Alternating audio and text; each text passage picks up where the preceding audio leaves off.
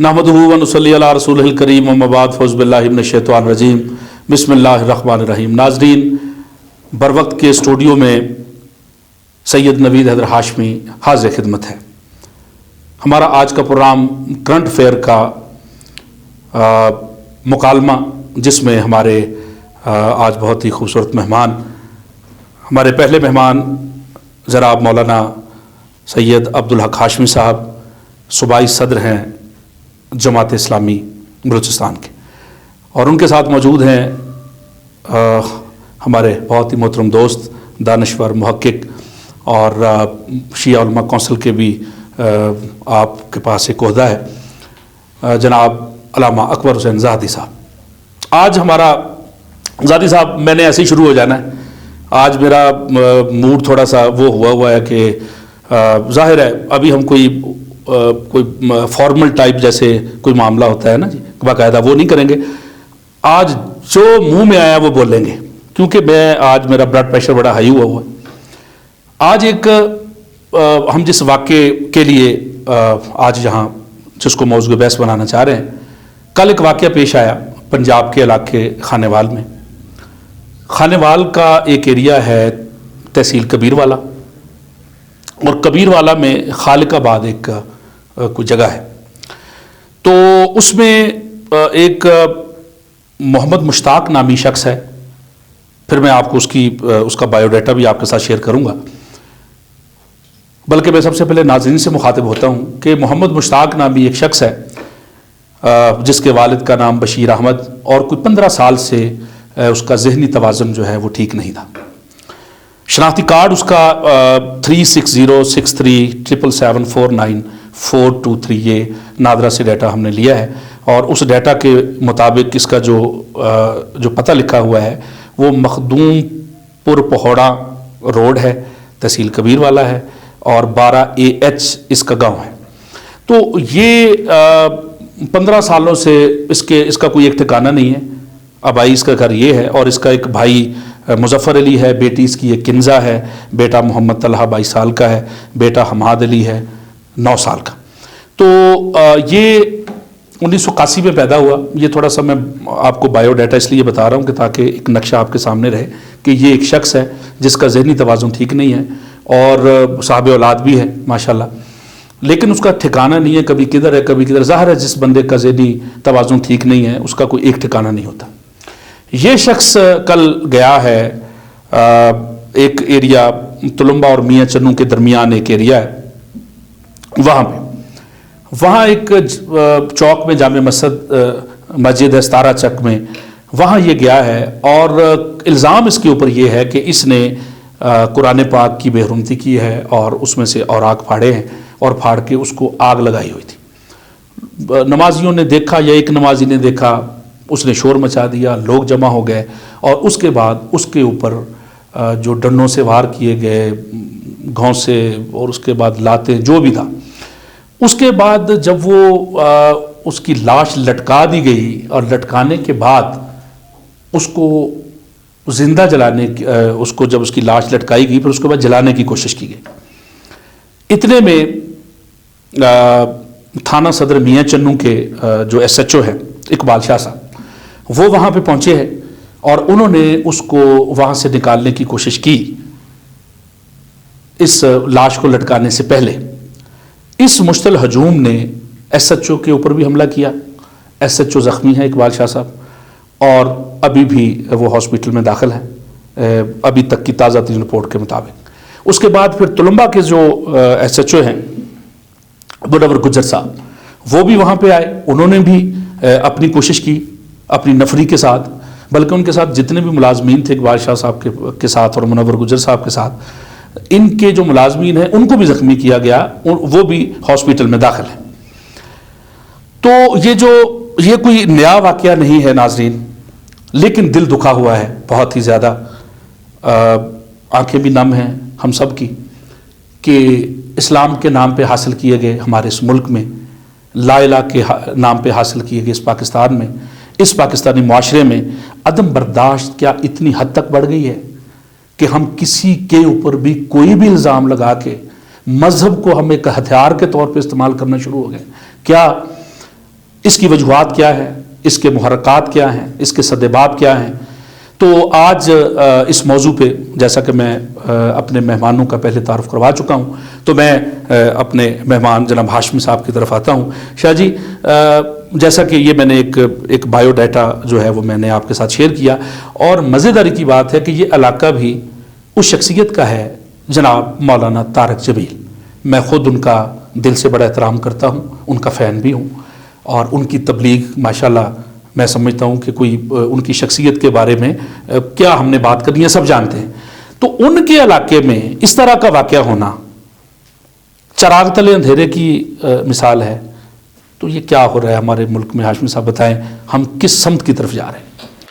بسم اللہ الرحمن الرحیم. ویسے جو آپ نے تفصیلات بتائی ہیں، جی ظاہر ہے کہ یہ آپ نے بہت ہی تحقیق کے بعد، بالکل تحقیق کے بعد، علاقے کے لوگوں سے رابطہ کر کے، کیونکہ میرا آبائی علاقہ تھا تو اس وجہ سے میں نے وہاں رابطہ کیا ہے. تو اس میں ایک ایک بات جو ہے وہ سچ ہے، باوثوق ذرائع سے حاصل کی ہے.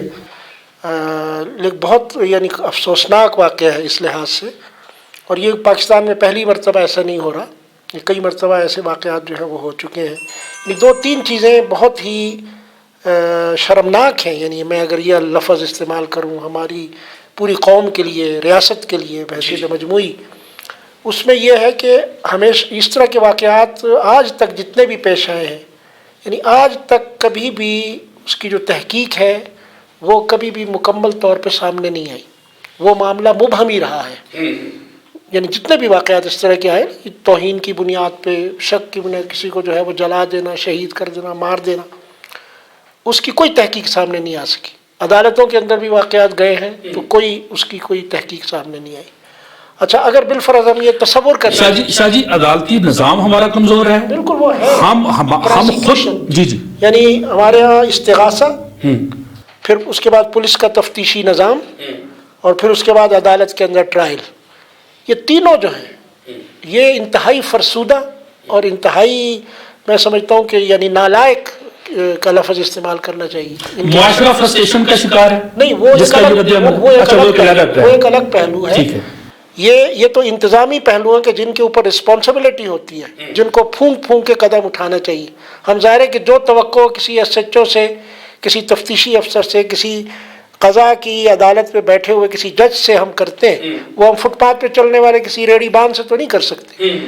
وہ ایک الگ میں سمجھتا ہوں کہ فینامنا ہے کہ جس میں ہماری مجموعی طور پہ عوام کی کوئی تربیت نہیں ہے. ان کے اندر ایک اندھا جوش اور ایک بدمستی کی کیفیت جو ہے ان کے اوپر چھائی ہوئی ہے، اور وہ کبھی بھی ان کی ایسی ٹریننگ ہی نہیں ہوئی کہ وہ کسی شخص کے اوپر ہاتھ ڈالنے سے پہلے ان کے دماغ میں یہ کم از کم یہ بنیادی چیزیں آ جائیں کہ بھائی اس چیز کی اجازت مجھے کون سا قانون اور دنیا کا کون سا انصاف کا نظام جو ہے مجھے اس کی اجازت دیتا ہے کہ میں اس کے اوپر ہاتھ ڈالوں. اگر بالفرض ہم یہ تصور کر لیں، اگرچہ یہ جیسے میں نے عرض کیا کہ آج تک کبھی بھی وہ مارا جانے والا شخص جو ہے وہ مجرم ثابت نہیں ہوا، ہماری جو تفاصیل ہمارے سامنے آتی ہیں ان کی روح سے، لیکن اگر آپ ایک لمحے کے لیے یہ تصور کر لیں کہ یہ واقعتاً اس نے یہ جرم کیا تھا اس شخص نے، تب بھی تمام دنیا کے اندر جو نظام انصاف ہے اور خود ہماری شریعت کے اندر جو نظام انصاف ہے، اس میں اس بات کی اجازت انڈیویجلی کسی فرد کو نہیں دی جا سکتی جی کہ وہ خود جو ہے وہ حاکم بن جائے، خود قاضی بن جائے، خود مفتی بن جائے، اور خود اسی وقت جو ہے وہ فیصلہ سنا دے اور پھر نافذ بھی کر دے. میں آتا ہوں دوبارہ آپ کی طرف. زادی صاحب، ہم کون ہوتے ہیں؟ ہماری کیا حیثیت ہے کہ ہم کہیں کہ یہ بندہ کافر ہے؟ ہم جس کو مرضی جو مرضی الزام لگا کے مار دیں، ہماری کیا حیثیت ہے؟ ہم یہ فیصلہ کرنے والے کون ہوتے ہیں؟ معاشرہ یہ فیصلہ کرنے والا کون ہوتا ہے؟ کیا ابھی مذمتیں بھی آنی شروع ہو گئیں؟ معاون خصوصی وزیر اعظم صاحب کے وہ کہہ رہے ہیں کہ جی ابھی جی یہ ہو جائے گا، ابھی فلاں کر دیں گے، تفتیش ہو جائے گی، ڈی سی صاحب بھی وہاں پہنچ گئے، ڈی پی او صاحب بھی وہاں پہنچ گئے. ٹھیک ہے، وہ ٹھیک ہے. تو یہ مذمتیں کب تک ہوتی رہیں گی؟ یہ صرف ہم مذمت تک ہیں؟ یہ ذرا بتائیں کہ مذمتیں کافی ہیں یا کوئی عملی اقدامات کرنے کی بھی ضرورت ہے؟ یہ کون کرے گا؟ بسم اللہ الرحمن الرحیم. قرآن کہتا ہے کہ وَإِذَا قِيلَ لَهُمْ لَا تُفْسِدُوا فِي الْأَرْضِ قَالُوا إِنَّا نَحْنُ مُصْلِحُونَ. جب ان سے خدا کہتا ہے کہ تم زمین پہ فساد کیوں پھیلاتے ہو، ہم تو اصلاح کر رہے ہوتے ہیں. ہم تو بھلائی کر رہے ہوتے ہیں. حقیقت یہ ہے کہ پاکستان کے اندر سانحہ بلدیہ آپ کو یاد ہے؟ 300 بندے جل کر مر گئے، کسی کو سزا نہیں ملی. کوئی پرسان حال ہے. سانحہ ماڈل ٹاؤن یاد ہے آپ کو؟ یاد ہے، بالکل کسی کو ملی؟ نہیں ملی. اس کے بعد ایک کار پہ فائرنگ ہو گئی ساہیوال میں، واقعہ سب کو یاد ہے. جی جی. کوئی ملزم پکڑا نہیں گیا. دیکھیں مولا علی علیہ السلام کا ایک قول ہے کہ اگر تمہیں صالح امیر نہ ملے، صالح امیر، تو ایک مفسد امیر کی بھی تم اطاعت کرو، اس لیے کہ انسانی سماج بغیر عمارت اور بغیر حکومت کے نہیں چل سکتا. مجھے عمران خان پسند نہیں ہے، شاید آپ کو نواز شریف پسند نہ ہو، ہاشمی صاحب کو زرداری پسند نہ ہو، ٹھیک ہے نا؟ بالفرض یہ بہت برے لوگ ہیں. کیا حکمران کا برا ہونا یہ جواز بنتا ہے کہ میں اپنی مرضی اپنے ملک کے اندر چلاؤں؟ سوال ہی پیدا نہیں ہوتا. دنیا کا کوئی بھی معاشرہ اس بات کی اجازت نہیں دیتا. میں سعودیہ عربیہ جاتا ہوں تو وہاں کے قانون کو میں فالو کرتا ہوں، وہاں پہ میں جرم نہیں کر سکتا. میں پاکستانی جب ایران کے اندر چلا جاتا ہوں تو وہاں کے قوانین کا میں عزت اور احترام کرتا ہوں، وہاں کے قوانین کو توڑنے کا میں سوچ بھی نہیں سکتا. یہی پاکستانی جو پاکستان کے آئین اور قانون سے کھلواڑ کرتے ہیں، جب یورپ چلے جاتے ہیں تو کتنے مہذب شہری بنتے ہیں. تو اس کا مطلب یہ ہوا کہ ہمارے پاس قوانین تو بنے ہوئے ہیں لیکن قوانین پر عمل درآمد کبھی نہیں ہوا. بالکل صحیح. ہمارے ملک کا المیہ سب سے بڑا یہ ہے کہ یہاں پہ جرم تو ہوتا ہے. دیکھیں جرم ہوتا رہے گا، انسانی سماج میں المیہ جنم لیتے رہتے ہیں. جی. انسان ہے، جرم ہوتا رہے گا. انسان ہے، خراب کاریاں ہوتی رہیں گی. جی. حکومتیں کس لیے بنائی جاتی ہیں؟ قانون کس لیے بنایا جاتا ہے؟ ان جرائم کے سدباب کے لیے، مجرم کو تقتدار تک پہنچانے کے لیے قوانین بنائے جاتے ہیں. جب قانون کے اوپر عمل درآمد ہوگا نہیں تو پھر قوانین کتاب تک محدود رہیں گے. بالکل صحیح. تو باہر ممالک جب ہم چلے جاتے ہیں تو وہاں پہ ہمیں احساس ہوتا ہے کہ میں قانون کو توڑ دوں گا، میری گردن توڑیں گے. لیکن پاکستان کے اندر کسی قانون توڑنے والے کی گردن آج تک نہیں توڑی گئی. تو اس کا مطلب یہ ہے کہ ہر بندہ قانون کو اپنے ہاتھ میں لیتا ہے، اپنی شریعت کا نفاذ کرتا ہے، اپنے من پسند جو ہے وہ قوانین پاس کر کے خود ہی سزا دینے لگتا ہے. تو اس میں یہ جو لوگوں کے ذہن کے اندر یہ جو سوچ آئی ہے کہ اگر کوئی قرآن کی توہین کرتا ہے تو یار اگر واقعاً اس نے قرآن کی توہین کی ہے تو میں عدالت میں چلا جاؤں. قوانین موجود ہے. بالفرض میں اگر لے کے جاتا ہوں تو میرا عدالتی نظام ایسا ہے وہاں پر میں ثابت نہیں کر سکوں گا. میں پولیس کے پاس جاؤں گا تو ظاہر ہے پولیس FIR نہیں کرے گی. وہ مثالیں بھی آپ دے چکے ہیں کہ آج تک کسی کا فیصلہ نہیں ہو سکا. ہو بھی جائے FIR، ابھی اس کی FIR بھی ہو گئی ہے. اس کی بھی ہو گئی ہے. یہ اس میں FIR جو ہوئی ہے اس میں کوئی 33 نامزد ملزمان ہیں. آپ دیکھیں ذرا، آپ دیکھیں 33 نامزد ملزمان ہیں. 300 سے زائد افراد پر جو نامعلوم ہیں وہ بھی اس میں شامل ہیں. کوئی 65 ابھی کی اطلاع تک 65-70 کے قریب لوگ جو ہے وہ گرفتار بھی ہو چکے ہیں اور ابھی تک سرچ آپریشن جاری ہے. کیا ہوگا؟ FIR بھی ہو گئی، بندے بھی پکڑے گئے. آپ نے ٹھیک فرمایا کہ نظام ہی ایسا ہے. تو ابھی ہمیں بات کرنے کی ضرورت ہے کہ اس نظام کو درست کرنا ہے. کون کرے نظام کو درست؟ کہاں سے کوئی آسمان سے آئے کوئی شخص، کوئی انقلاب آئے؟ کیا اس ملک کو انقلاب کی ضرورت ہے؟ پھر جب ہم اس طرف جاتے ہیں، دوسری طرف جاتے ہیں، علامہ صاحب جب ہم دوسری طرف نظریں بھیک مانگتے ہیں پھر ہم کہتے ہیں کہ نہیں جی یہ تو پھر ماشاءاللہ لگ گیا جی، فلاں ہو گیا، یہ ہو گیا، واہ ہو گیا. اس ملک کو انقلاب کی ضرورت ہے. یہ ملک خون مانگتا ہے. یہ اس طرح ٹھیک ہونے والا نہیں ہے. ایٹمی پاور تو ہم آپ کیا خود کو کہہ رہے ہیں، لیکن علامہ صاحب کون اس کو ٹھیک کرے اس نظام کو؟ مجھے بتائیں. دیکھیں دو چیز ہے حل آپ کے پاس؟ نہیں، میں یہ عرض کرنا چاہ رہا ہوں کہ دیکھیں ایک ذمہ دار مسلمان شہری ہونے کے ناطے، پاکستان کا ذمہ دار شہری، کیا میرا دین، میرا مذہب، میرا مسلک، میرا اسلام اس بات کی اجازت دیتا ہے کہ میں اپنی من پسند شریعت کا نفاذ کروں ملک کے اندر؟ نہیں. اچھا یہ ہوتا کیوں ہے؟ اس کی بنیادی وجہ وہ دینی تعلیمات نہیں ہے. دینی تعلیمات کی نادرست سمجھ کی وجہ سے سب کچھ ہو رہا. جو دینی تعلیمات کی درست تعلیمات ہیں ان کا چورن پاکستان کے اندر کم ہی بکتا ہے. یہاں جذبات بکتے ہیں، یہاں پر فتوے بکتے ہیں، یہاں پہ تخریب کاری بکتی ہے. اس تخریب کاری کا بول بالا ہے. اگر کوئی انصاف کی بات کرے گا، کوئی امن کی بات کرے گا، کوئی پیار اور آشتی کی بات کرے گا تو وہ چورن بکتا نہیں پاکستان کے اندر، اس کی شخصیت بنتی نہیں ہے. لہذا ہر بندہ کوشش کرتا ہے کہ اس کی شخصیت پاکستان میں بنے، لوگ اس کو پہچانیں، لوگ اس کی عزت کریں، لوگ اس کا احترام کریں. اس کے لیے ایک ہی واحد راستہ ہے کہ آپ جتھے پالیں. جتھے پالنے کے بعد قانون کو اپنے ہاتھ میں لے لیں، مرضی کے مطابق جو ہے وہ اپنی جو ہے وہ من پسند شریعت یا اپنا جو من پسند قانون ہے اس کے اوپر خود ہی عمل کرنا شروع کر تو دیں. ایک دن اپنی موت آپ مر جائیں گے. مر جائیں گے. تو یہی ہوتا رہا اس ہے. میں ایک دو پہلو اور بڑے قابل توجہ ہیں. جناب اکبر ظاہری صاحب گفتگو فرما رہے تھے، یعنی ایک تو اس میں یہ ہے کہ جو رپورٹ آپ نے ابھی پیش کی اس میں یہ ہے کہ یہ شخص ذہنی طور پہ بھی 15 سال سے یعنی گویا کہ کبھی اس مسجد میں سویا، کبھی اس مندر میں سویا، کبھی اس چرچ میں سویا، کبھی فٹ پاتھ پہ سو گیا. اس کا مطلب یہ ہے کہ یہ اتنی لمبی مدت ہے کہ اس کے بے شمار گواہ ہوں گے، اور اتنی لمبی مدت کا تذکرہ خود یہ بات ثابت کرتا ہے کہ اس کا پاگل ہونا یا مجنون ہونا جو ہے وہ ثابت ہے وہاں معاشرے کے اندر. جی جی بالکل. اب دیکھیں یہ کس قدر احمقانہ سفاکی ہے کہ ہماری شریعت میں خود پیغمبر اسلام صلی اللہ علیہ وآلہ وسلم نے مجنون کو کہ جو فاطر العقل ہو اس کو مرفوع القلم قرار دیا. اس کے اوپر تو قانون نافذ ہی نہیں ہوتا سرے سے کوئی بھی، یعنی اس کا کوئی جرم ہی نہیں ہے. صحیح یعنی یہ ہماری بصیرت کا حال ہے. ہماری عوامی جو بھی مولانا بات کر رہے ہیں دینی تربیت کی اور دینی شعور کی، تو اس کا یہ حال ہے.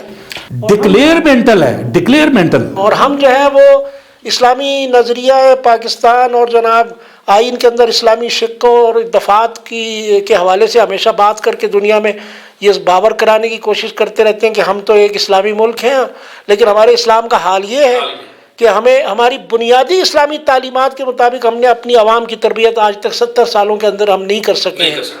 کہ لوگوں کو یہی نہیں پتا کہ ایک مجنون انسان جو ہے اس کو ہم اس پہ تو لاگو نہیں ہوتا، تو لاگو ہی کوئی قانون نہیں ہوتا. ہاں بالکل صحیح. بالکل. یہ اور اچھا دوسری بات یہ ہے کہ یعنی یہ جو واقعہ ہوا ہے جس طریقے سے، اب اس کے اندر آپ یہ دیکھیں کہ جو لوگ اس میں ملزمان انہوں نے بنا دیے اتنے کثیر تعداد میں، اس کا مطلب کیا ہے؟ اس کا مطلب صاف یہی ہے کہ آپ ان تمام لوگوں کے اوپر بے عینی ہی بالتعیین کسی جرم کا اس بات نہیں کر سکتے. یہ سب بری ہو جائیں گے. اس لیے کہ ایک دو فرد ہی کسی فرد کو یعنی مارنے یا قتل کرنے میں ملوث ہو سکتے ہیں نا. یا تو ان کے اندر وہ ہمت ہو کہ جو حضرت عمر رضی اللہ تعالیٰ عنہ کے زمانے میں قتل کے واقعے میں حضرت عمر نے فرمایا کہ اگر پورا یہ قبیلہ سینکڑوں کی تعداد میں بھی اگر یہ اس کے قتل میں ملوث ہے تو میں سب کی گردنیں اڑا دوں. پھر بالآخر یہ ہوا کہ انہوں نے جو ہے وہ دیت کے اوپر راضی کر لیا مقتولین کو اور ان کی جان چھوٹ گئی. یا تو ہماری حکومت اس طرح کی ہمت دکھائے کہ اگر یہ 30 افراد ہیں 35 افراد ہیں جس کیٹیگری میں بھی انہوں نے اس قتل کے اندر حصہ لیا ہے اور اس کو انگیخت دلانے اور ابھارنے اور لوگوں کو جو ہے وہ فیسیلیٹیٹ کرنے میں انہوں نے کردار ادا کیا تو اس کے مطابق ان کو سزائیں دے دیں. لیکن یہ ہوگا یہ کہ نہ تو اس بیچارے کو اوپر خدا نخواستہ کوئی جرم ثابت ہو سکے گا جو مار دیا گیا بیچارہ، اور نہ ان کو مارنے والوں کو جو ہے وہ مجرم ثابت کیا جا سکے گا. دکانداری لوگ چمکائیں گے.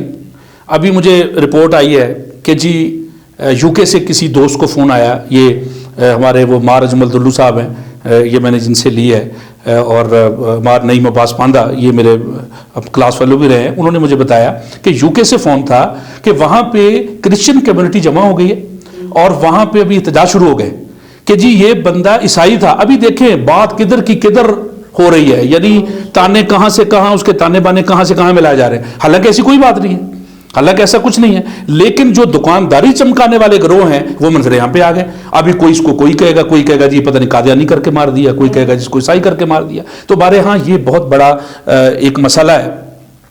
تو اس میں زاہدی صاحب کوئی حل نظر آ رہا ہے آپ کو یا اسی طرح چلے گا نظام؟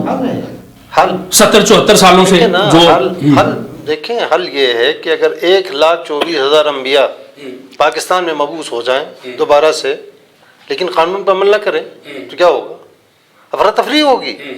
جب تک آپ قانون پر عمل درآمد نہیں کریں گے تب تک اس طرح کے جرائم وقوع پذیر ہوتے رہیں گے.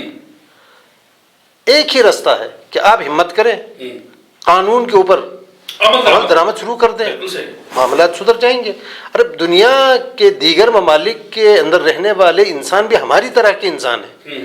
وہاں پر جرم ہوتا تو فوراً مجرم کو تخت دار پر لٹکا دیا جاتا ہے، اس کو سزا ملتی ہے. انسانوں کی تربیت صرف درس اخلاق کے ذریعے سے نہیں ہو سکتی ہے، ڈنڈے کے ذریعے سے بھی ہو سکتی ہے. دیکھیے دو چیزیں ہیں نا، دو چیزیں ہوتی ہیں. قانون بنایا اس لیے گیا ہے تاکہ انسانوں کو صحیح سمت پہ چلایا جا سکے. جب آپ قانون کے مطابق لوگوں کو ہانکنے کی کوشش نہیں کریں گے تو پھر ہر بندے کے اندر جو ہے وہ خواہش نفسانی تو ہے، وہ کسی نہ کسی طریقے سے خواہش نفسانی کے اقناع کے لیے، تسکین کے لیے وہ جرم کرتا رہے گا. ہم آپ فریاد کرتے رہیں گے، دعا پڑھتے رہیں گے تو ہماری دعاؤں میں تو اثر تو نہیں ہوگا. ریاست کی بنیادی ذمہ داری یہ بنتی ہے کہ وہ ہر شہری کی جان کا تحفظ کرے. اگر تحفظ نہیں ہو رہا ملک کے اندر تو اس کا مطلب یہ ہے کہ ریاست اپنی بنیادی ذمہ داری سے عہدہ برا نہیں ہو رہی، بنیادی ذمہ داری جو ہے وہ ادا نہیں کر رہی، ریٹ نہیں ہے. تو سب سے پہلی بات یہ ہے کہ گورنمنٹ اپنی حیثیت، اپنے ریٹ کو بحال کرے، جرم کے اوپر قابو پایا جا سکتا ہے. ورنہ جو ہے وہ واعظ و نصیحت کے ذریعے سے لوگوں کو جرائم سے روکا نہیں جا سکتا. واعظ و نصیحت کا تو وہ بتا ہی رہے نا کہ مولانا طارق جمیل صاحب کا ایریا ہے بھائی. ابھی اس پہ سوالیہ نشان ہی ہے، ہم سوالیہ نشان کر سکتے ہیں. ہم ان سے مولانا طارق جمیل صاحب سے استدعا کر سکتے ہیں کہ مولانا صاحب اپنے ایریے میں جائیں، جا کے دیکھیں کہ آپ کے ایریے میں کیا ہو رہا ہے. ان سے اچھا ناصح جو ہے، ان سے اچھا ناصح اور کون ہو سکتا ہے. ہم تو فین ہیں ان کے، کتنی اچھی گفتگو ہے ان کی. کتنا دیکھیں جی، ہمارا ہاشمی صاحب، حضرت صالح کی اونٹنی کو کاٹنے والے، مارنے والے 4 لوگ تھے. ایسا ہی ہے، پوری قوم تباہ ہوئی. اس میں اچھے بھی ہوں گے، اس میں برے بھی ہوں گے. تو مسئلہ یہ ہے کہ ظلم کو دیکھ کر خاموش رہنا بھی جرم ہے. اتفاق سے ایسا ہی ہے نا سر. میں ایک بات آپ کی خدمت میں عرض کرنا چاہ رہا ہوں، وہ یہ، آپ کو یاد ہوگا کہ کوئی ٹینکر الٹ گیا تھا، 250 بندے اس میں جل کر مر گئے. واقعہ یہ ہے کہ اسی طرح کا واقعہ اس علاقے کے اندر پیش آیا تھا. ایک گونگے کو جلا دیا گیا تھا. پروردگار عالم کی طرف سے عذاب اس صورت میں آ گیا کہ ٹینکر الٹ گیا، تیل بہہ گیا اور اس میں 300 بندے جل کر مر گئے. دیکھو پروردگار عالم، دیکھیں یہ جو نظام فطرت ہے یہ اپنا اثر دکھا دیتا ہے.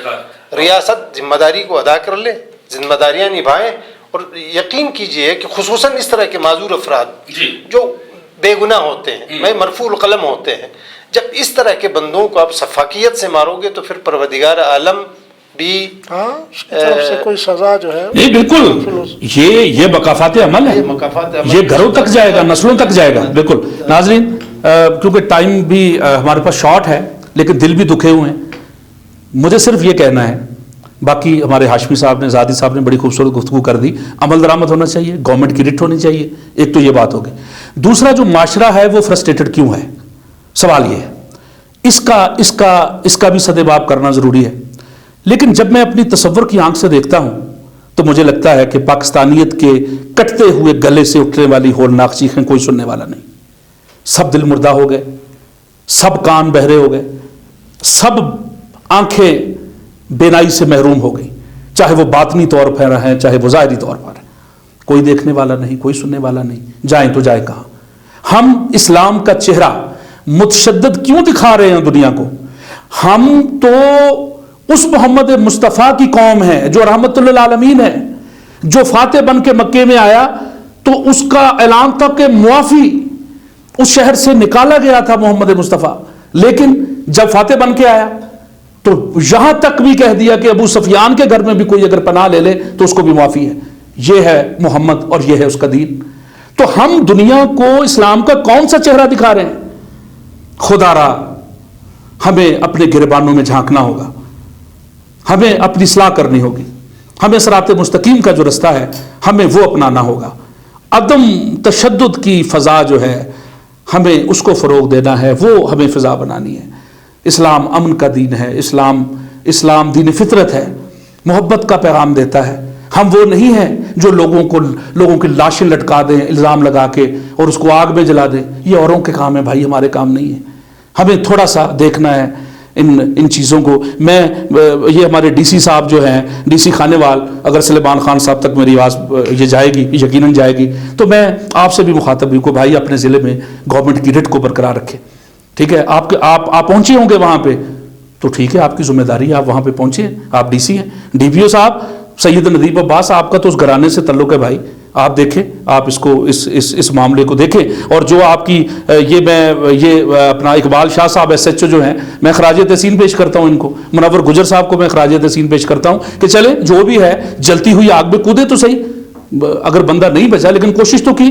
ہر اس شخص کو اپنی، ہمارے ناتواں کندھوں پر امانتوں کے بوجھ ہیں، امانتوں کے بوجھ لاد دیے گئے ہیں، ہمیں چلنا ہے، امانتوں کے بوجھ لے کے چلنا ہے. ہمارے پاؤں زخمی ہیں، ہم اس سے مسائل اور آلام سے مارے ہوئے لوگ ہیں، لیکن اس کے باوجود ہمیں پاکستان کو دیکھنا ہے، ہمیں اپنے اسلام کو دیکھنا ہے. خدا را یہ جو اسلام کا چہرہ آپ دنیا کو دکھا رہے ہیں، خدا را یہ نہ کریں. اسلام کا پیغام محبت کا پیغام ہے، میرا پیغام محبت ہے. جہاں تک پہنچے.